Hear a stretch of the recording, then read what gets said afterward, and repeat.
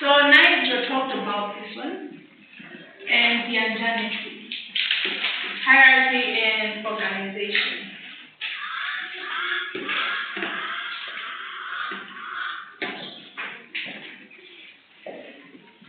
And you should also look at cultural sensitivity.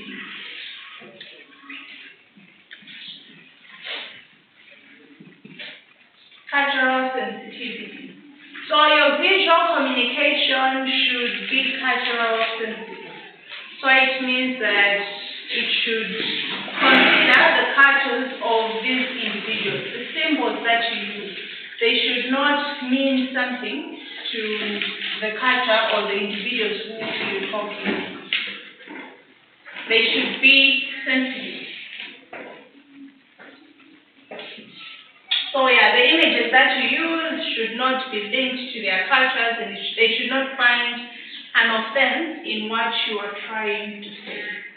So those are the 6 principles of visual communication.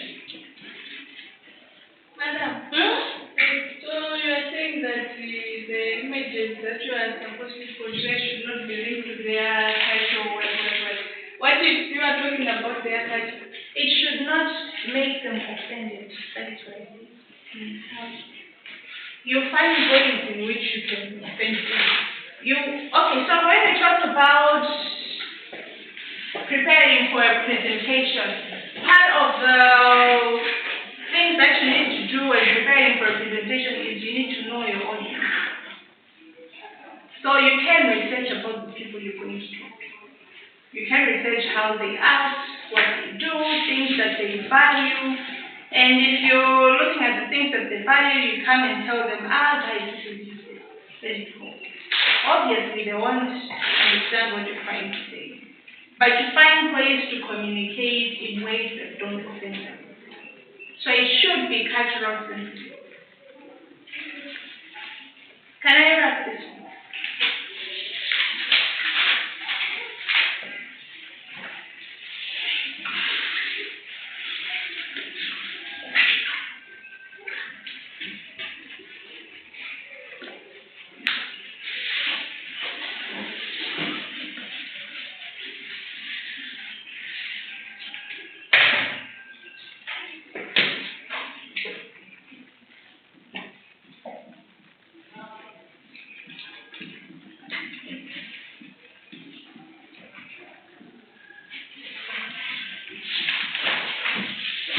Okay, so let us look at the purpose of visual communication. Why would you use visual communication? Right. Why would you use visual communication? For people to know the idea of what they're doing. Okay. Charles. More easy understanding. Okay, for easy understanding. Anything else? Any other idea on top of that?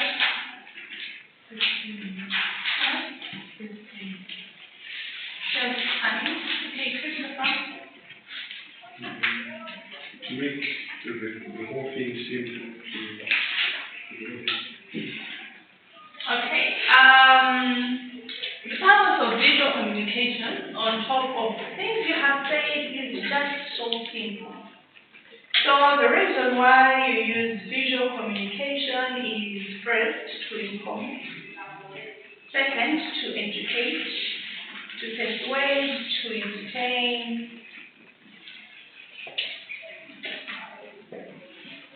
So to inform, to persuade, to educate,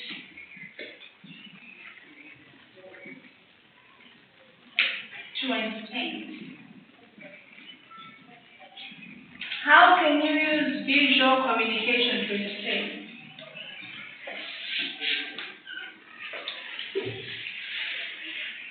I want that one.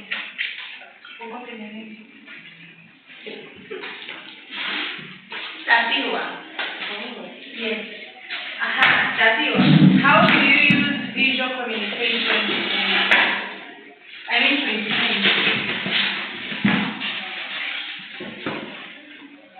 How can you use visual communication to entertain? We say the purpose of visual communication includes to inform, to dissuade, to educate, to entertain, to make the message simple, to convey a particular message, which is also to inform. But how do you use it to entertain? Give us an example. Maybe an explanation might be hard, but give us an example. Adverts are used to inform.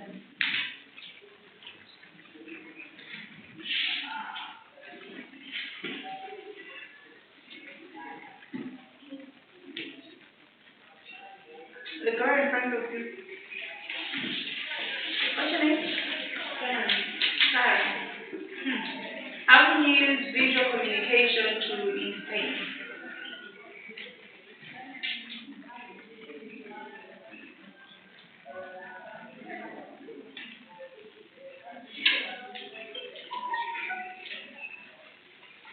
That guy in blue. At the back. What's your name? Pressing the song. Blessing. Pricing the song. Bison. How can you use visual communication to entertain? An example. Your guys should understand this data. Especially in Ghana. Yeah?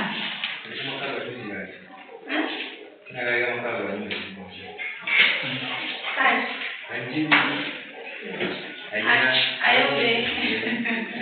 Okay, yeah, part of it, entertainment media, like those things are visual, they portray a particular message, but they also entertain. Any other idea? Cartoons or movies? Anything else?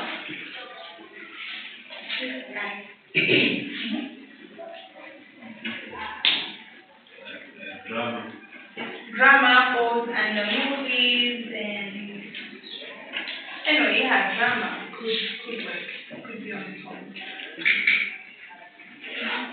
Drama, the actual drama on stage. Visual. Okay, so you can also use video games. Those video games are ways in which visual communication is used to entertain. The movies that we watch, ways in which visual communication is used to entertain. The drama, the Ayobe guys, all those things.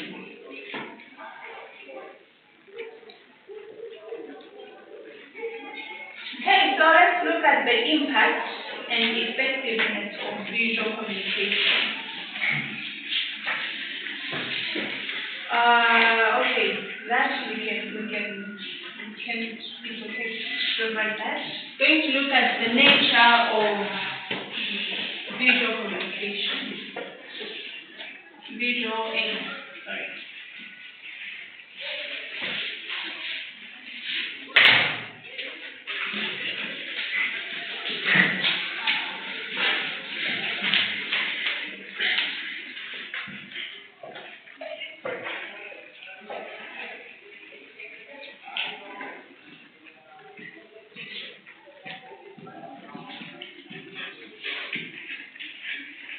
The nature of visual and audio aids.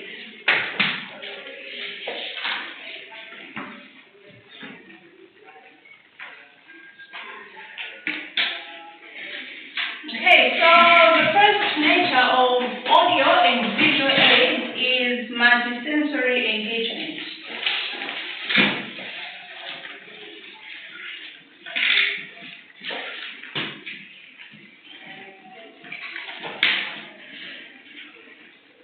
Multisensory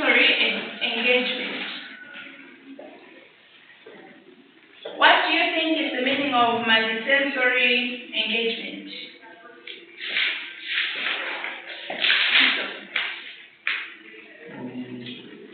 I think it involves a lot of special mind, a lot of diagrams. At once? Okay, so what do they do? Those diagrams are used to describe. How do they sensitize people? Bennett.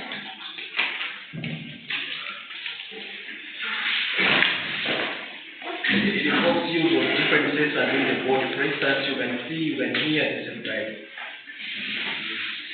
Okay, so remember, how many senses do we have? Yeah, that's it. 6%. That's what it's called. Okay, so there is what? Touch? Right?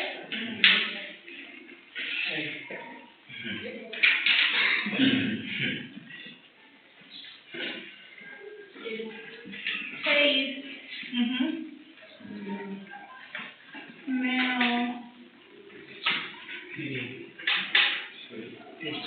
Feeling touch. See.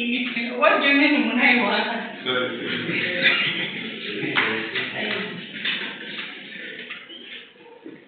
Here. Okay, so 5 senses. When you're watching a horror movie, let's give an example of a horror movie or maybe a romantic movie. What a horror. Let's go to the horror movie. You see this thing that comes and just grabs this girl. She's screaming. Your body also Response. exactly responds to the touch. When you see these things, your body responds to that. You can also hear from what they are saying. The screaming you can hear. And you can taste this, okay, not taste, but you feel disgusted by something eating something that has blood. Unless you also want to.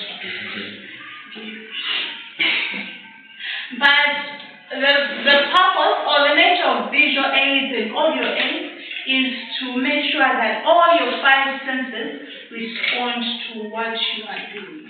If not all 5 senses respond, you should be able to use some of them. For example, you can use the hearing and you can also use the see. You can smell, taste, touch, maybe the taste when you see pictures of cakes or other food things. Okay, so its nature is to enhance your 5 senses. So you can feel what they want you to feel at a particular time.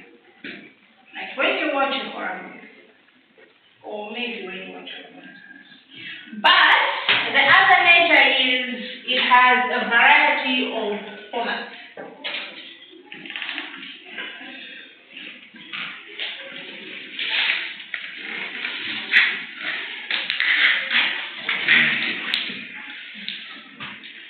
It has a variety of formats. That is the other nature of audio and visual aids. How does this work, Clement?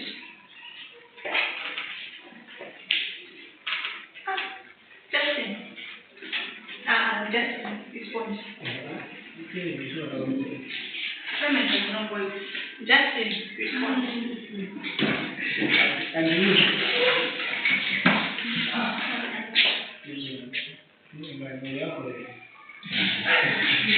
Yeah, Costa. How does this variety of formats work in visual and audio aids?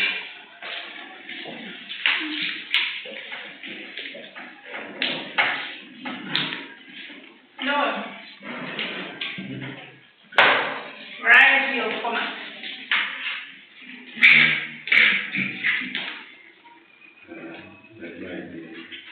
have used PowerPoint, you should understand. Oh, something. Variety of formats. Right? How does it work, or how is it part of the nature of visual and audio things?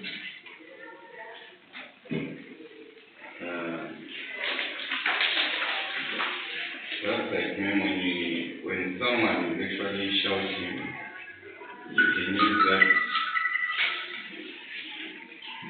That what? That one. Which one? I forgot the name of. But then there's a way of showing.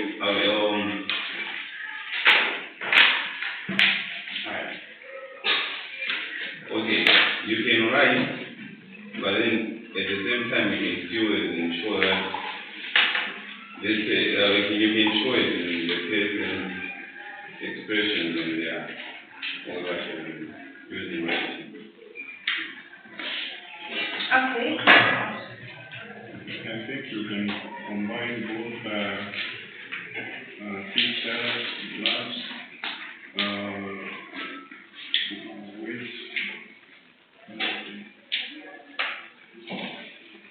Okay.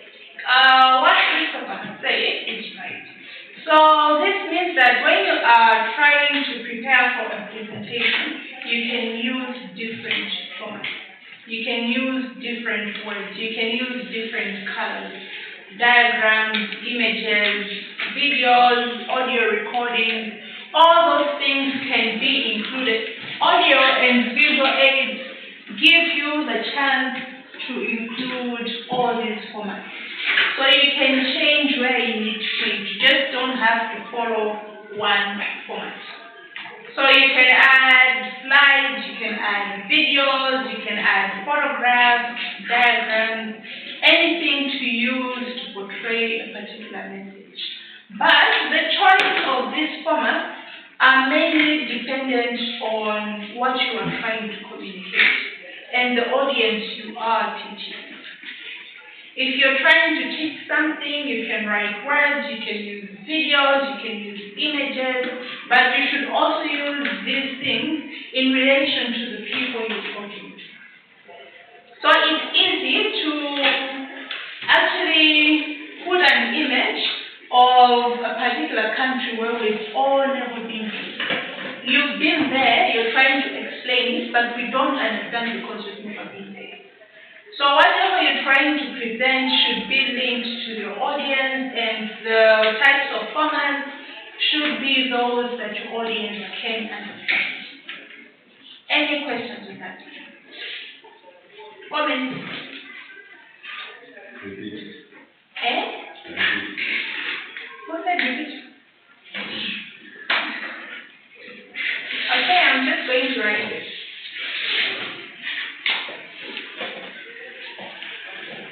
Okay, I'm going to repeat. Okay, so I say that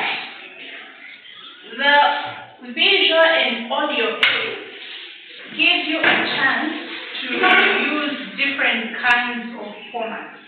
So you can use charts, you can use diagrams, you can use photographs, videos, audio recordings, and any other thing that you can add to your presentation.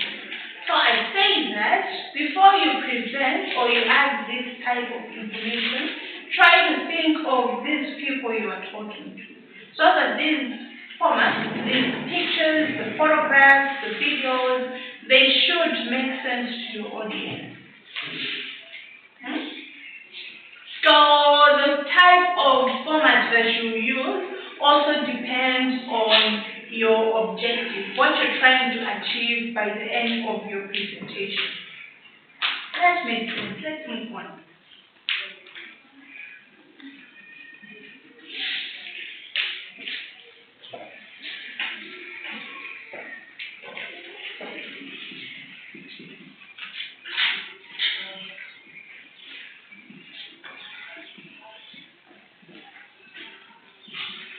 Okay, so the other is enhanced comprehension. How does this work as the nature of visual and audio aids. How is it part of the nature of audio and visual aids? Enhanced comprehension. I don't even know what that means.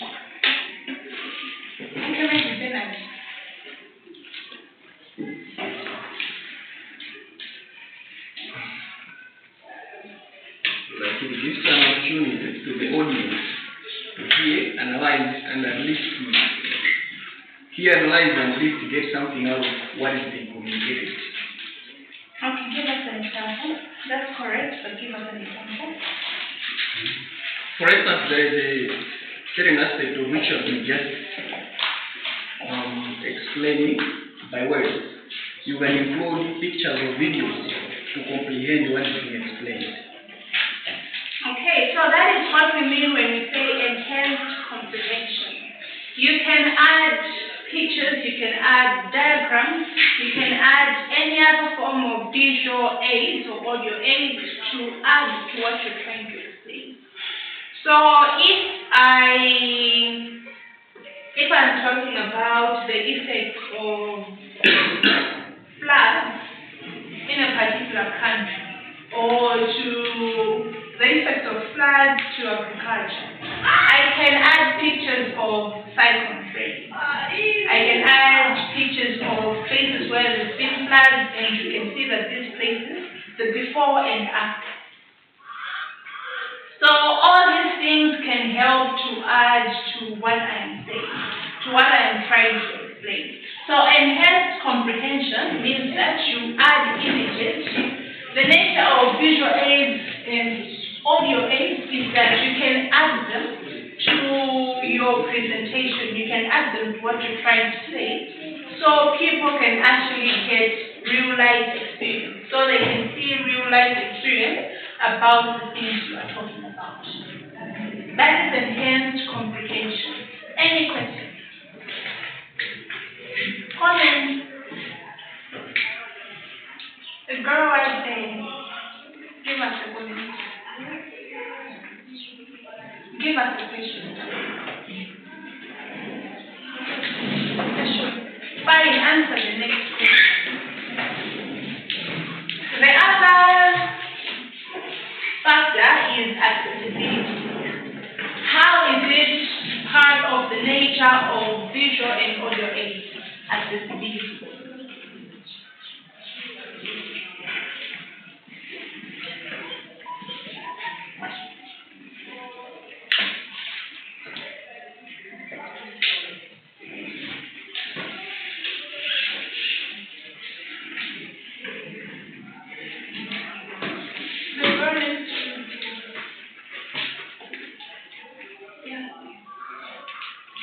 The one behind you. Don't even bother looking down, don't you? Accessibility. What is being accessible?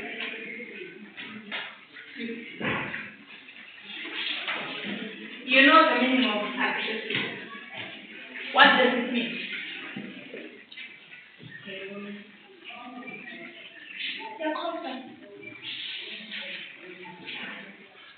What do we mean when we say accessibility? Visual aids and audio aids provide accessibility.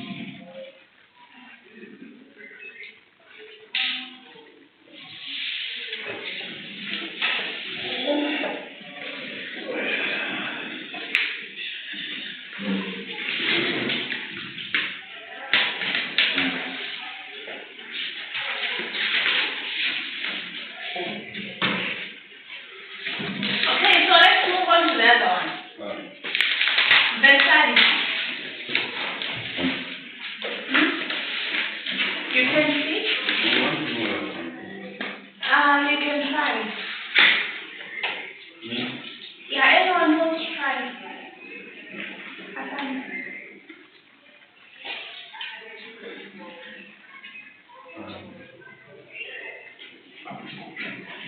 No. What is it? It shows that the resultant can be by the disabled? They can be effectively used by what? People with disabilities. People with disabilities. That's what we mean by accessibility. So visual and audio aids give those people who have disabilities a chance to also have access to that information. For example, if you can't see but you can hear, you can be able to get some information. Or if you have hearing problems, the words can also be used to portray a message. Pictures can be used to portray a message. So it gives those individuals who are, what do you call that word? The one he just said, what's the word? People who have disabilities to be able to access the information through visual and audio aids.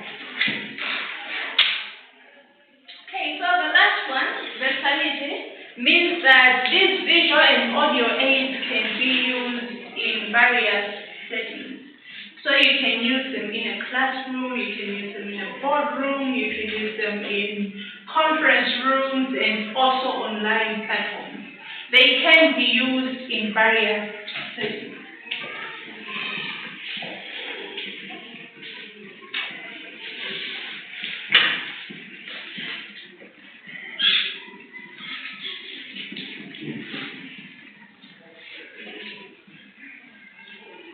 Can be used in various settings.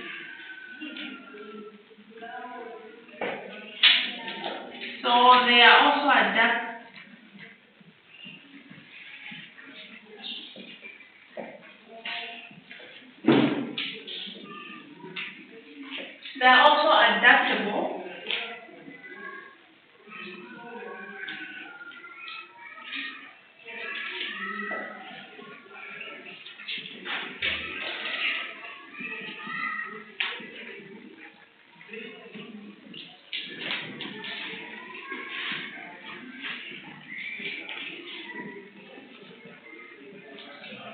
So they are also adaptable for different age groups and learning styles. There are ways in which you can use this visual and audio aids depending on the age.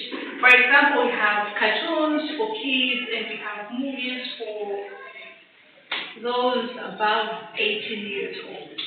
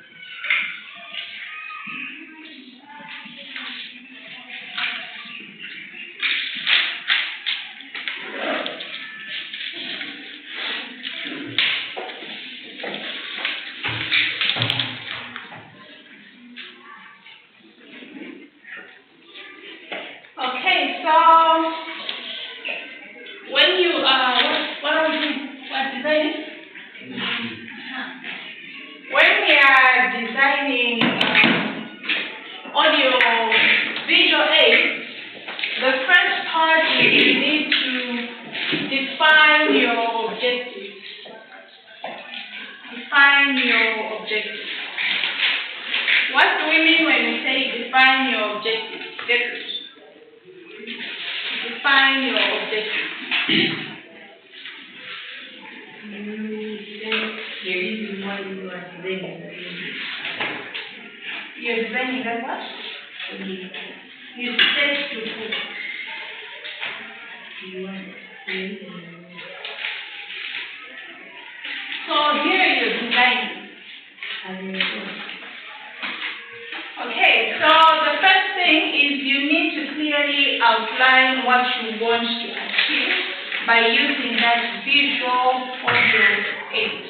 So are you trying to educate? Are you trying to persuade? Are you trying to demonstrate or maybe inform? All those things should be here. So you need to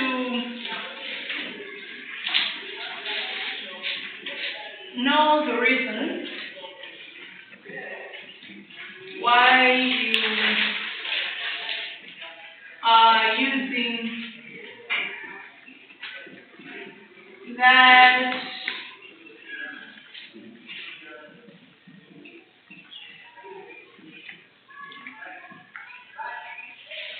so some of the reasons why you want to use this is to educate, so e.g.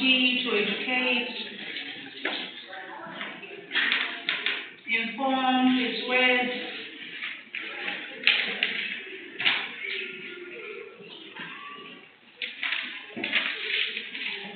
and several other reasons. So before you design, before you choose, know why you are doing it. Know the objective. That is the first part of designing audio visual aids. You need to know your objective, know what you want to achieve. The second part is you need to know your audience. Know your audience. The guy that just came in. Why should you know your audience when designing audio visual aids?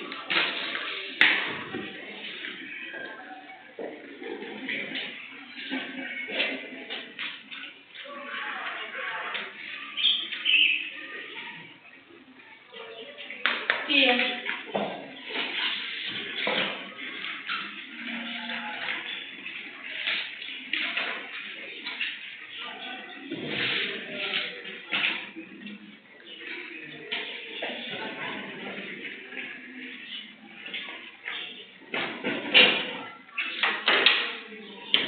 The guy at the corner.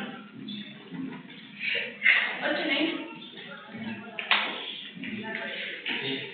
Steve. Yes, Dave.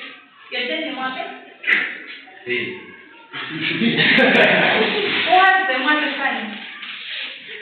That's the signing, right? Yes. Who is Dave Mwate? It's him.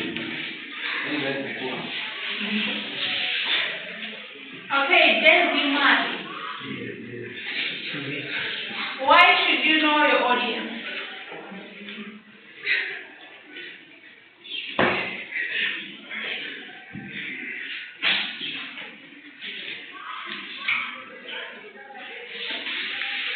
That's right. Okay, bye.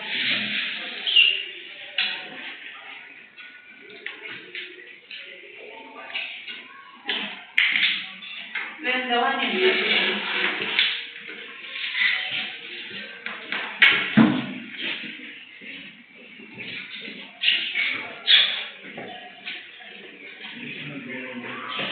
why should you know your audience before you design your audio visual aids?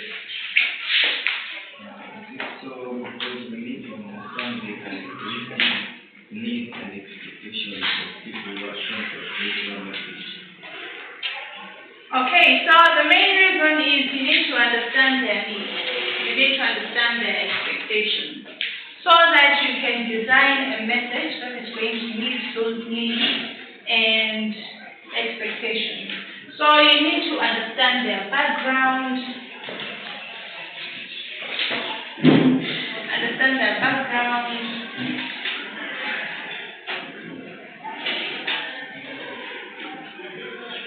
and and knowledge.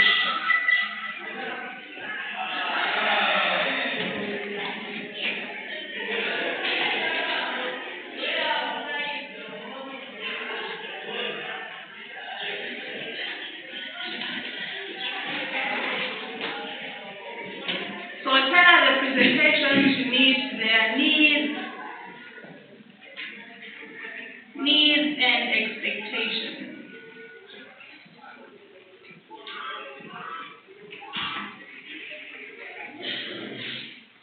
So whatever it is that you're doing, you need to know them so you can find ways to meet their needs and expectations.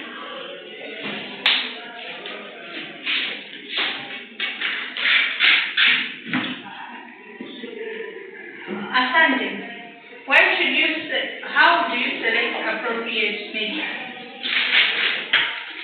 How do you select appropriate media? By looking at what the current money is. Give us a sample. And an example is a practical example. If you're presenting to children, they need a very used cartoon, something that relates to them. What comes in mind? What is the cartoon?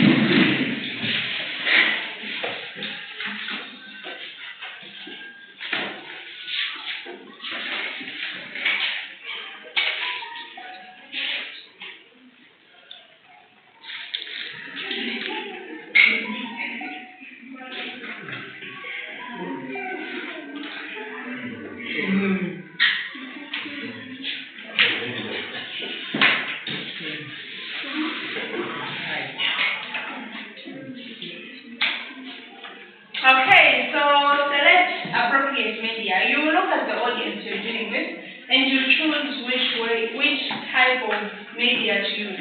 You can use charts, you can use maybe cartoons for kids, or you can use little drama things for kids and some dolls, some small parts just to explain something to a child. So you're going to find yourself in places where they ask you to explain something, maybe something you've known your whole life, but an adult would understand, and they ask you to explain it to a child, a 7-year-old child. So you have to find ways to explain that particular message to a 7-year-old child. For example, now kids that are 7 years old are actually older than our 7 years old. When you were 7, you wouldn't have done some of the things these kids are doing.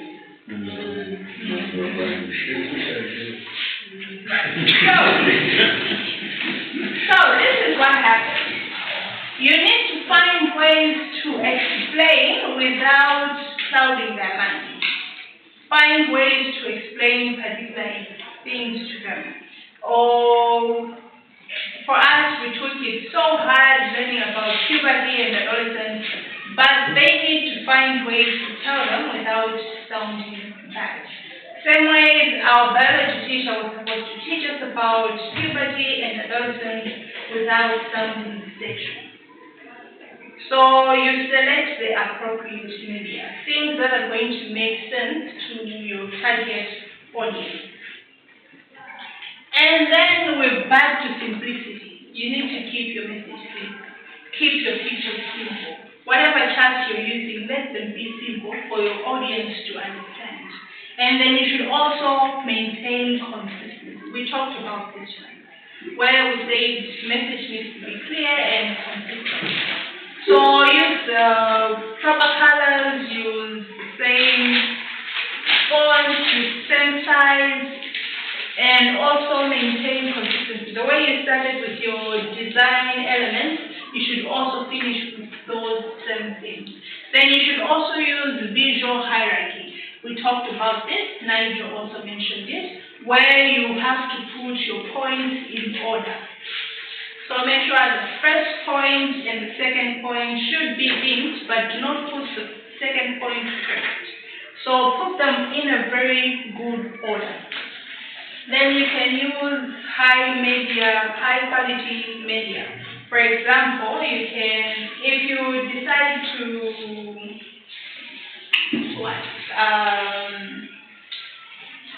you want to show people a video, a large audience, and you found the smallest quality, show these people. It can be hard to see. It's okay if you're watching it on your own. But for bigger audiences, you have to find high quality videos, find high quality pictures so they can clearly see what you want to show them. Any questions? And then know your audience. Is that clear? And then know your audience. Is that clear? Yeah, and then you need to design your messages to fit them. The same way a tailor makes the dress to fit you. So you design your message to fit them. So tailoring these things, these are things that Nike is going to imagine.